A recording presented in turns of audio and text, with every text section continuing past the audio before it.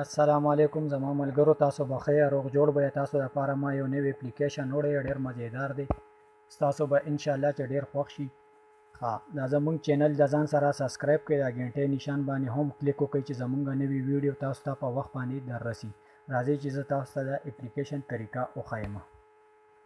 ملګرو، دا چې تاسو ځان سره ما لاندې ډسکرپشن کې لینک ورکړی دی چې دا تاسو ځان سره د هغې نه ډاونلوډ کړئ. نو دا به تاسو ځان سره موبایل کې انسټال کړئ. نو بیا به چې تاسو سره موبایل کې انسټال شي نو دلته کې به راشي، دې باندې چې کلیک وکړئ نو دا به دغه شانتې لږ سرچنګ به کوي، دا به درته بیا کولو شي.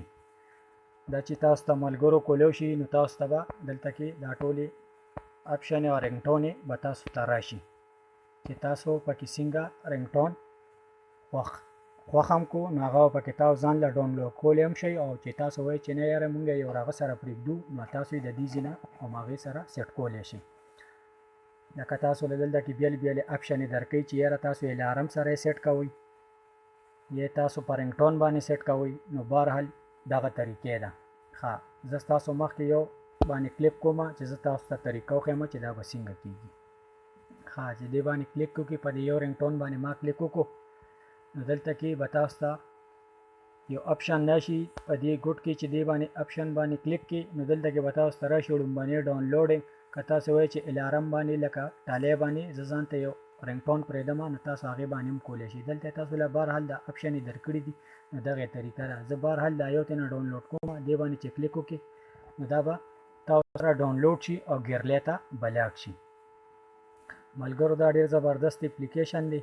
دا تاسو خپل موبایل کې انسټال کړئ نو تاسو ته به پته ولګي. دلته کې بیا تاسو لین دا نور اپشن هم درکړي دي، که تاسو دې کې هر څه کول غواړئ نو هغه پکې تاسو کولی شئ. تاسو چې کومه نمونه رنګټون خوښي نو تاسو پکې هغه کولی شئ. ملګرو، دا ډېر زبردست اپلیکیشن دی. دا ځان سره ډاونلوډ کړئ، په موبایل کې انسټال کړئ نو ستاسو به ښه وي. ملګرو، زموږ دا ویډیو د ځان سره لایک هم کړئ او شیر هم کړئ چې نور ملګري هم دا طریقې زده کړي او خپل موبایل کې ځان سره انسټال کړي. بل نیکسټ ویډیو کې به موږ تاسو له بل اپلیکیشن وړو، هغه به هم دغه شانتې مزیدار وي. اجازت غواړو. د الله په امان.